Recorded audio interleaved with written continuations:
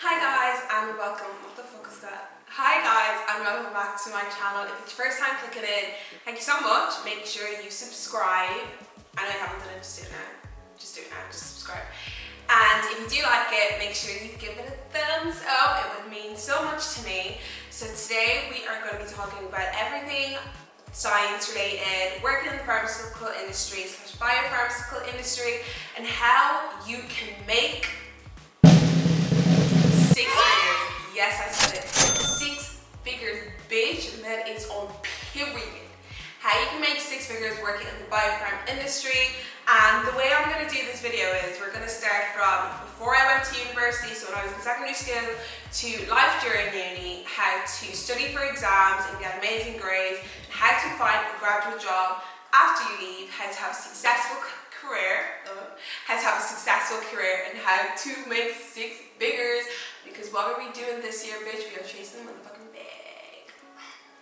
Right, so we're just gonna jump right into the video. In secondary school, in Ireland, that's where I went, we had to fill in like what is called the CAO, and that's equivalent to like UCAS. If you're in the UK, in America, bitch, I have no motherfucking clue. And basically, I put in Biotechnology, that's actually goddamn that. I actually put in nursing. Now, why I did that, I had no bloody clue, right? Put in nursing, and then I decided that I want to change it, which is a good thing. You get to change your mind. Thank God for that, because I can't even decide what colour shoes and socks to wear.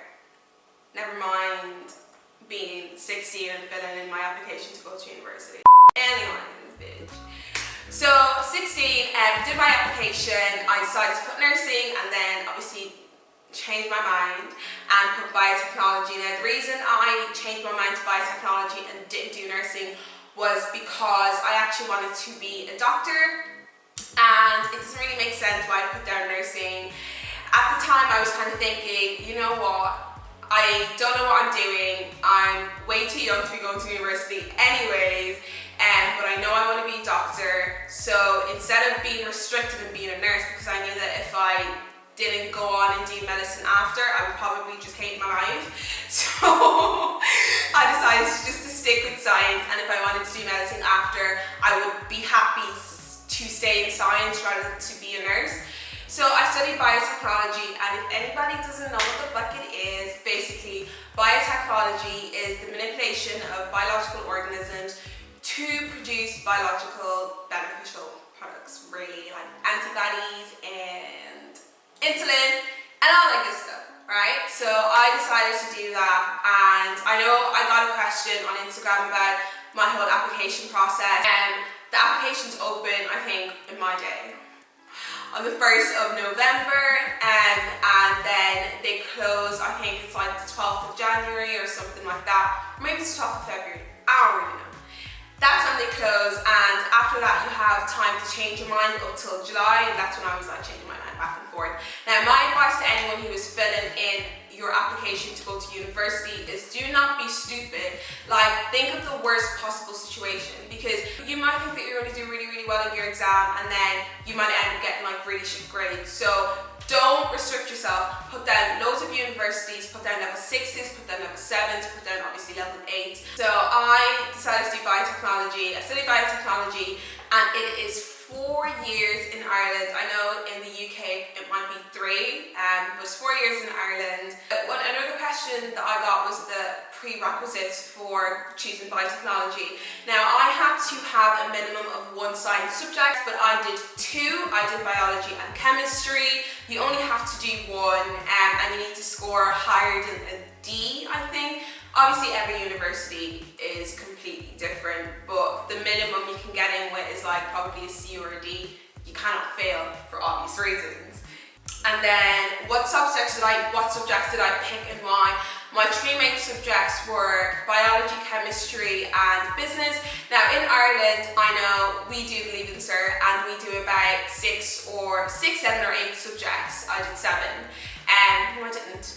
6, 7, 8, or no, you don't do 6, you do 7, 8 or 9, right? I did 8 because obviously I was extra as fuck.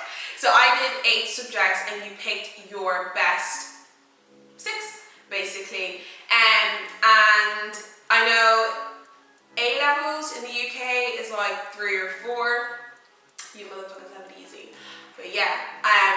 I did 8 and I picked my best 6, and it ranged from like Gaeilge, which is Irish, to like French, to English, just LCVP, loads of random subjects, and then depending on what points you got, which is the grades you got, depending on those points, then you would then be allocated to whatever university you applied. So we're moving into life during uni, getting close to making 6 figures, bitch.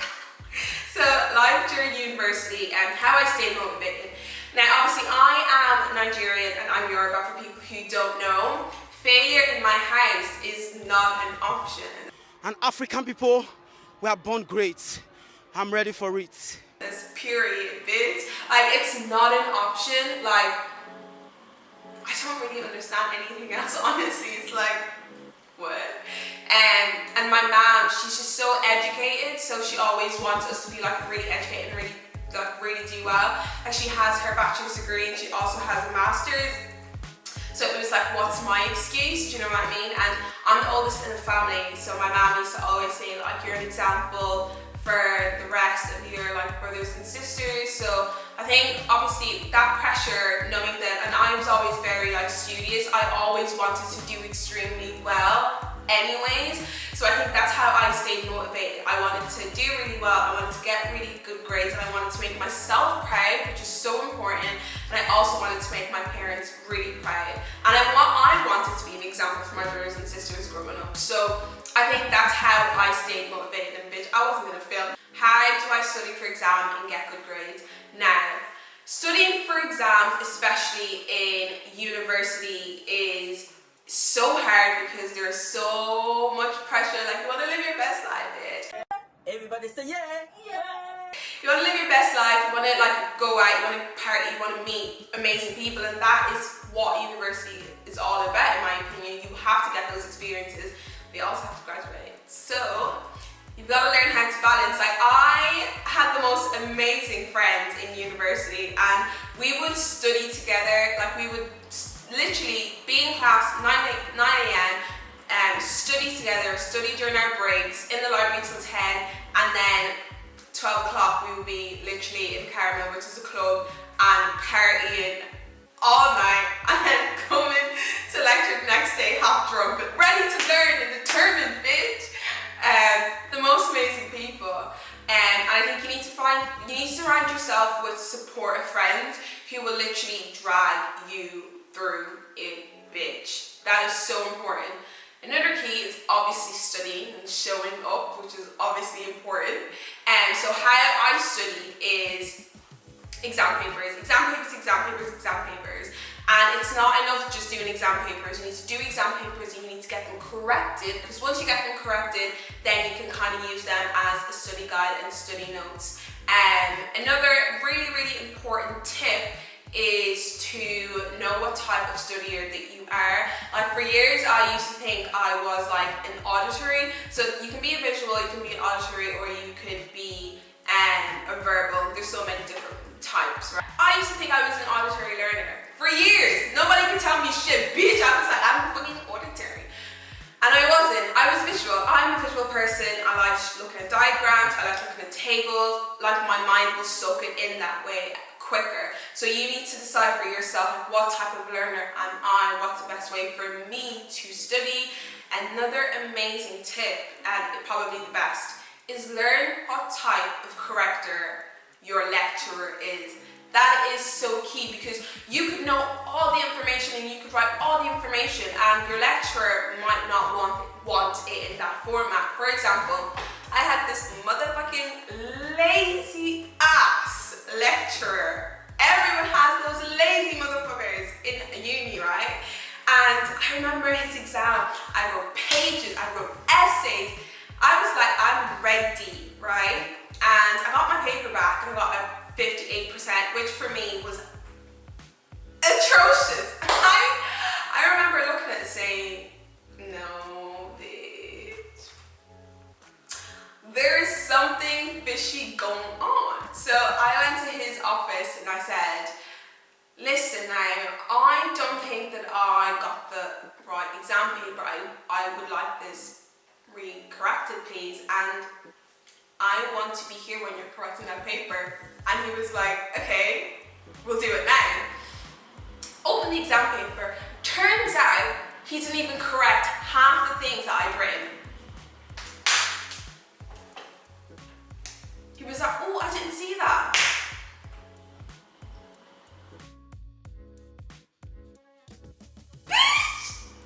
So I just looked at him and I said, okay, what do you want me to write? Like, what is the best way for me to prove and, communicate this information to you that is in a way that you understand and that you like? What is your style of correcting?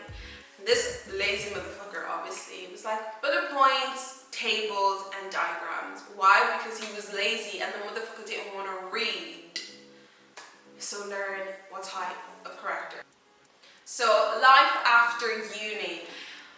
In my course, we did not do any work experience, placement, any of that shit. They literally threw us into the wild. So basically, I for some reason thought that my life would be really easy because I got a first class and companies would really want me because I'd done extremely well. Bitch. I was looking for a job for ages. I remember being so depressed. I didn't get how I'd done so well, continuously done well, every single year, and I couldn't get a job. I was confused. There was people who were who scraped past, who were getting jobs. There's people who got 2-2 that got jobs before me, and I was confused. I didn't know what the fuck I was doing wrong, but now I do, so I'm going to share that information. What I was doing wrong was I was applying to these goddamn companies, thinking that somebody was seeing my CV, and nobody cared. Nobody was looking at my CV. A computer filters it down, and then they just pick random ones. So obviously applying directly to a company, you might get the job or you might get an interview, but it's very slim chance, especially with no experience. So I started applying through recruiters, and that was probably the best thing I've ever done, applying through recruiters, because they were then able to place me with companies and find jobs that didn't require any level of experience, and because they had personal ties with the company and they were recruited for the company, it was then very easy to get me an interview. Obviously the rest was up to me. So I got my first job in Abbott's Diagnostics. I'm not going to tell you which one, but I got my first job in Abbott's Diagnostics. I was a diagnostic technician, and I feel like when you're applying for your first job, it's so important to get a role that you can really learn in. And I say that, and it's bitch, why the fuck do I want to learn? I don't want to get this money. But you need to get a job that you can learn, because that's how you're going to grow. You need to get a job where it's going to enable you to learn about the whole company, how every single thing works. If you're in a lab, you need to understand where the samples are coming from. You need to understand, the biology or the chemistry of what test that you're running in the lab. You need to understand the equipment. Oh my God. You need to understand the equipment from A to Z, how they are testing. You need to know every single thing. You need to be best friends with automation and engineering, because they are the ones who will really help you grow as a scientist in the lab. And it's so important to ask questions and speak to people. Don't just go in and do your job. Speak to people, make those relationships, build those relationships. You're learning more about the place you're in and about how the drugs work and about how you're testing and everything. So it's so important, and that's what I spent my time doing, learning information and speaking to the automation crew and the engineering crew to better understand the equipments that they were trying to fix, because I got so good that I was fixing those equipments. I didn't need to ring automation and engineering. I already knew what I was doing. So then after I finished in Abbott Diagnostics, I worked there for about a year, and then I decided that I wanted to do a master's. Now, from speaking to people and gathering information learners from other departments and really learning about the biopharm industry and the pharmaceutical industry, I was able to learn that the best way to grow the best way to grow in my career and really succeed and really make a large amount of money, because I was always chasing the bag. Everyone who worked with me knew that I was forever chasing the bag. So I wanted to know how I was going to level up really quickly. I wanted to know how I was going to make the money. And from speaking to everyone in different departments, it was working in quality assurance. And not just working in quality assurance, working in quality assurance as an operational specialist. So obviously I did some research and I was like, okay, how am I going to get into this job with no experience? Because yes, I have experience in the pharmaceutical industry, but in that role I have no experience. So I was like, how am I going to do this? How am I going to get from A to Z? So I was like, I'm going to do a master's. I'm going to do a postgraduate degree that is going to equip me with the skills and with the knowledge to apply for this job. And that's what I did. I left the job I was working in and I applied for a postgrad. I got in, and then I moved to a job that it wasn't quality assurance operational specialist, but it was closer. It was like middleman. I was kind of doing some quality shit, but I wasn't there yet. But then from diagnostics, I moved to vaccines, and vaccines is biopharm. So I got to learn how the vaccines were being produced from A to Z, which is part of quality assurance and operational specialist. You kind of need to know everything about how vaccines are being manufactured. So that put me in a great position. I was doing my postgrad part-time. After I finished after I finished work, I would hop on a bus, go to college or uni for 2 hours. I'd go home, I'd do like a little bit of my assignment, and I'd go to bed, and I did that 5 days a week. And I had uni on Saturday as well. So I literally gave up on anything social. And I was actually going to work and I was going to uni, but it was so worth it, because after a year of being in my second role, and my second role was actually in Pfizer, I had the knowledge that I needed. I understood vaccines, I understood the operations of vaccines, and I also was learning more about quality from the postgrad that I was doing. So I felt like I was equipped and I had the right skills, I had the right qualities, and I just needed someone to give me a chance to apply that. A year later, guess what I got? I got a role in quality assurance operational specialist. And that was probably the biggest thing for me. The biggest thing for me. I just finished my postgrad. I got a job in the role that I studied for and where I always wanted to be from day dot. So that was amazing. And that is where you really earn the big money.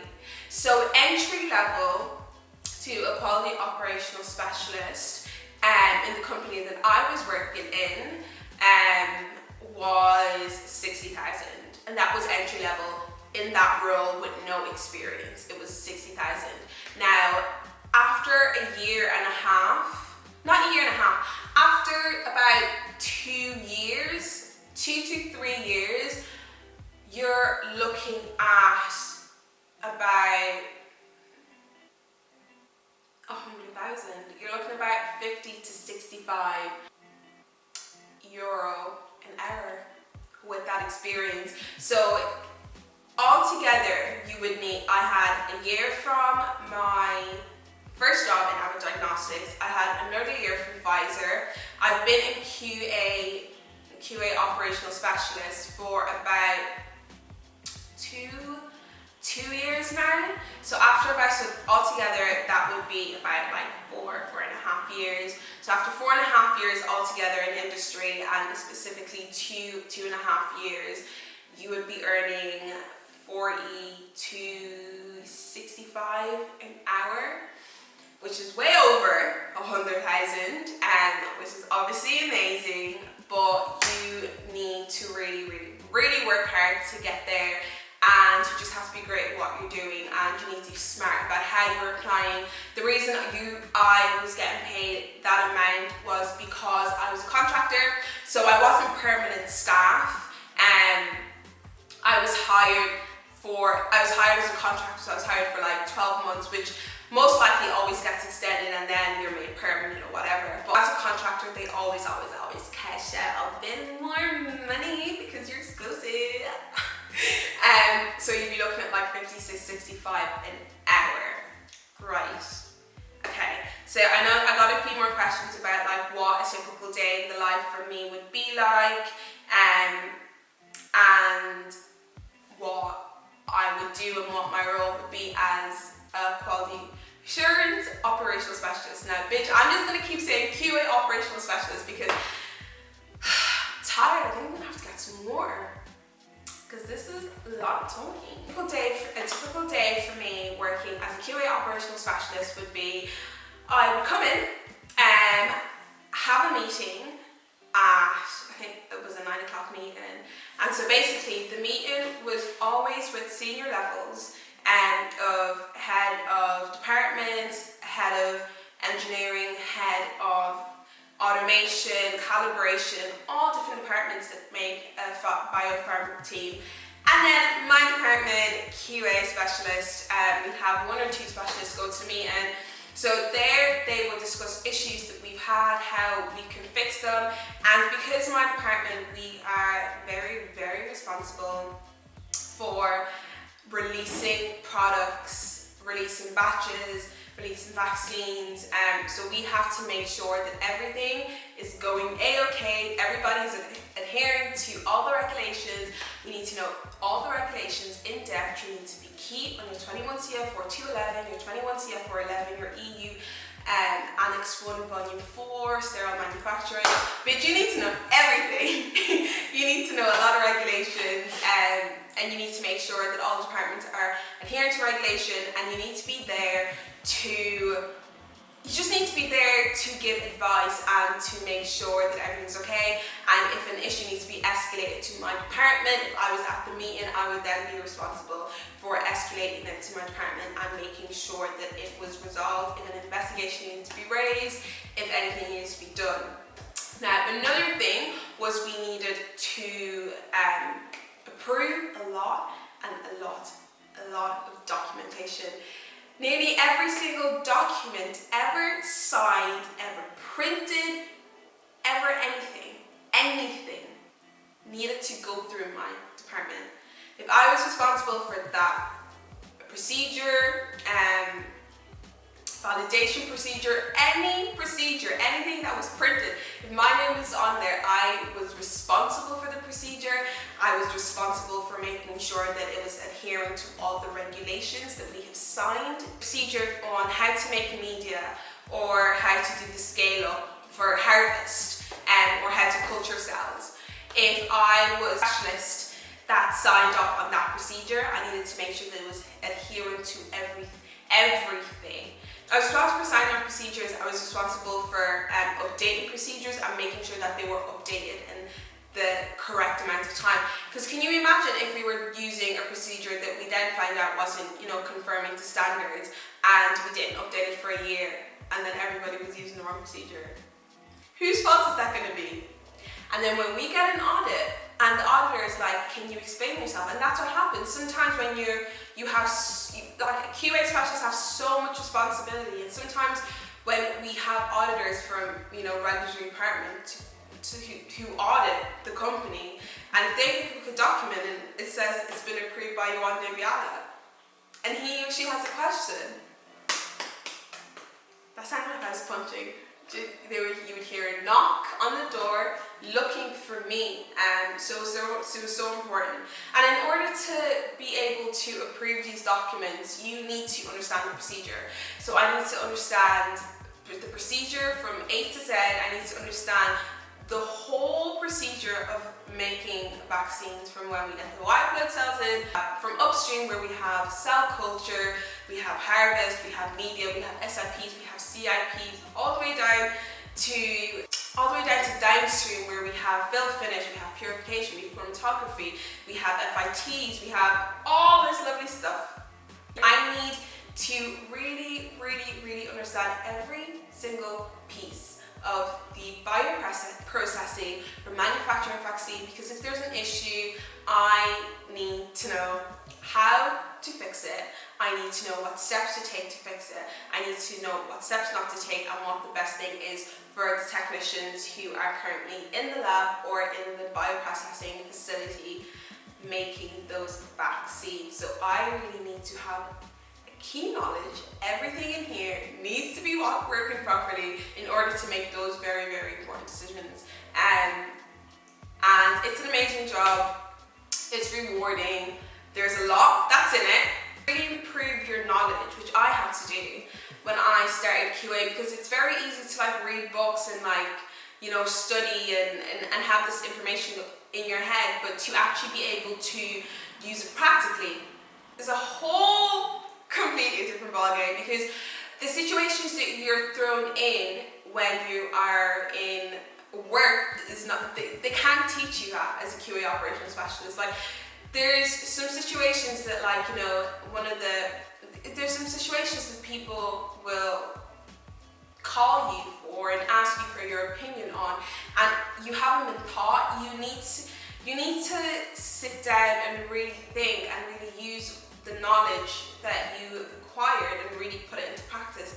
So I think one of the key things for me and how I learned on the job and how I learned quickly, because you have to learn quickly on the job, is speak to people. Just bloody fucking talk to people. The bioprocessing guys who are in the bioprocessing facility, they are the best people because they do this every single goddamn day. You might think you know the process like completely, but they are the ones who are chucking media in, who are chucking cells in. They know exactly what they're doing. So you need to speak to them. You need to learn about more of the issues that they have and why they have these issues, and you really need to do your own investigations to understand the whole procedure. You need to speak to every single person from different departments, and I think trust is so important when working as an operations specialist, because people tend to see QA specialists as like the police of pharma, but it's so important for people to see you as someone that they can trust and someone they can ask questions about and someone who they can consult with, because that is how you really grow and that's how you really talk to people and that's how you really do your investigations properly in an effective manner. Another key task for me would be approving and releasing batches. So once a product is made and it's finished, and this could take months. I think people think, oh, it could take like a day. This could take months for you to finally finish, and it is like the biggest achievement. And the amount of work that goes in from start all the way to finish is it's exhausting. It's hard, it's long nights, it's long days, it's long meetings.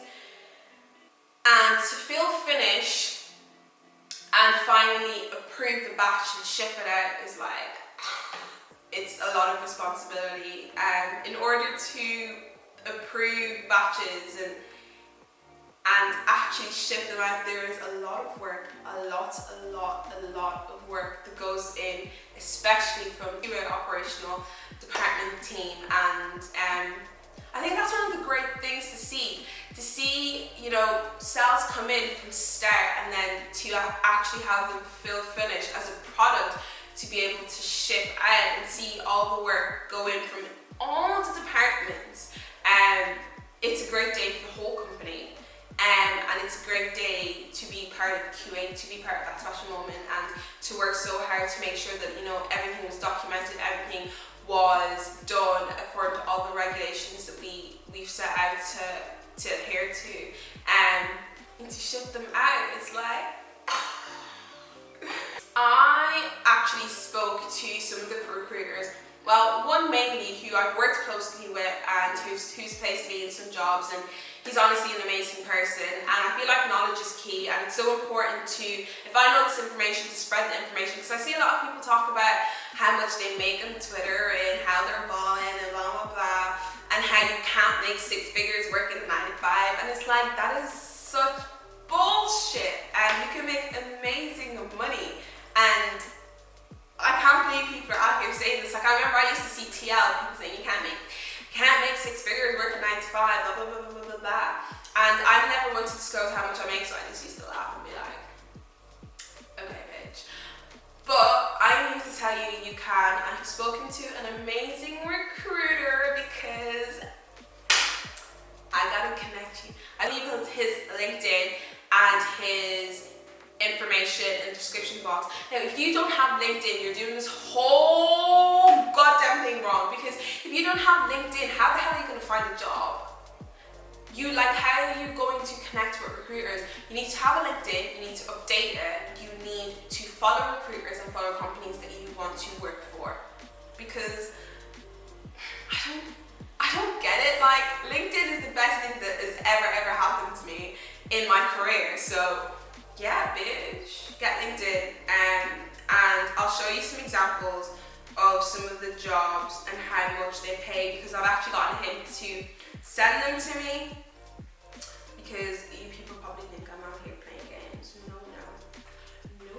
This is a data integrity role, and this was actually my role when I was working in Pfizer, and this is like the middle ground when you're trying to get into quality operational specialist, but you can't get in because you've no experience and everyone keeps telling you no.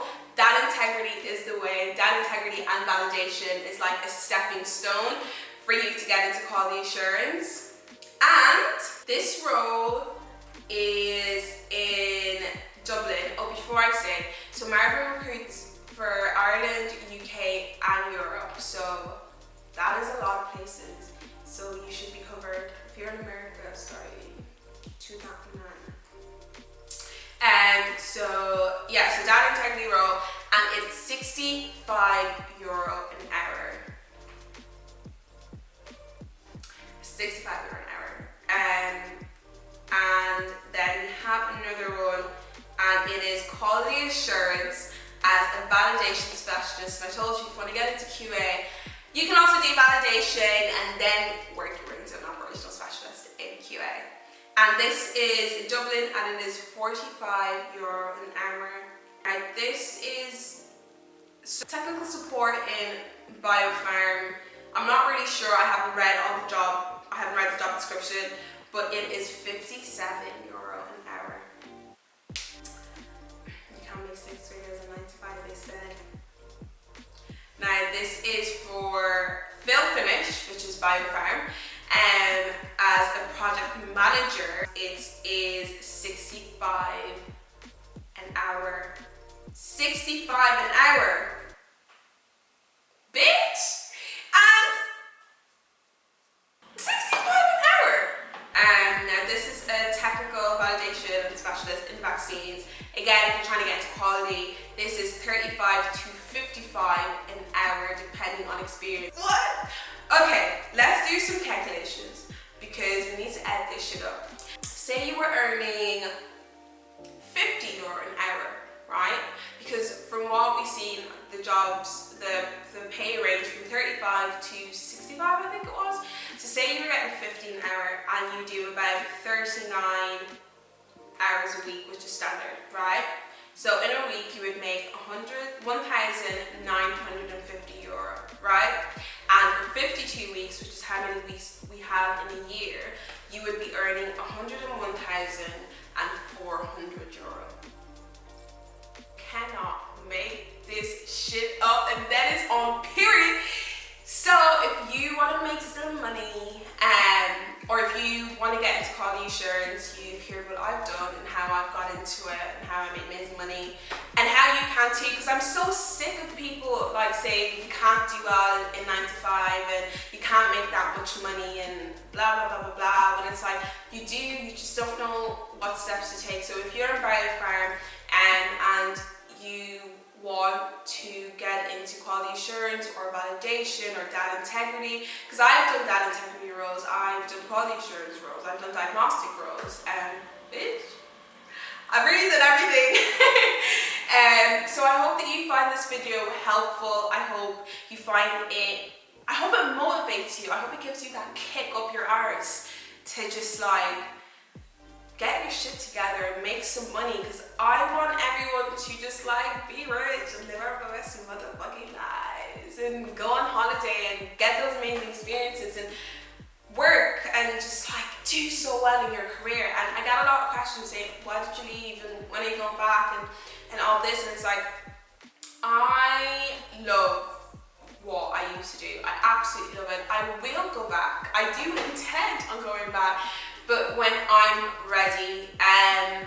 At the moment, I'm just enjoying life. I'm still young. 24 is young. I'm still young. So I'm just going with the flow. I'm just enjoying life. I'm just seeing where life takes me, and I'm just so young. When I'm ready, I'll go back.